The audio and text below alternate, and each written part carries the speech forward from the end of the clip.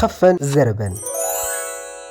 خفا زربا وبأولا مبروك العيد لجميع الرجويين والمسلمين اللي كيشوفوا هذا الفيديو هذا، وثانيا مبروك العيد الرجويين خاصة، مبروك عليكم 77 عام، وإن شاء الله مزيدا من العطاء والتألق والنجاحات، وعلاش لا نبقاو حاضرين مع فرقتنا تنشوفوها ضربة 100 عام، علاش لا. وثالثا بالرجاء قبل قليل كانت لعبة ماتش اميكال، هذا الماتش هذا اللي ديجا قلنا بانه غادي يتلعب في الفيديوهات اللي فاتوا، وقلنا بانه جا فقط باش ان اللعب يبقاو شادين الريتم ديال البطولة وديال الماتشات بيد ما رجعت البطولة، وللاسف وهو اننا تعرفنا على النتيجة النهائية ديال هذا الماتش هذا، الرجاء كونتر تشيرا، وخسارة الرجاء داخل أكاديمية النادي ب1-0.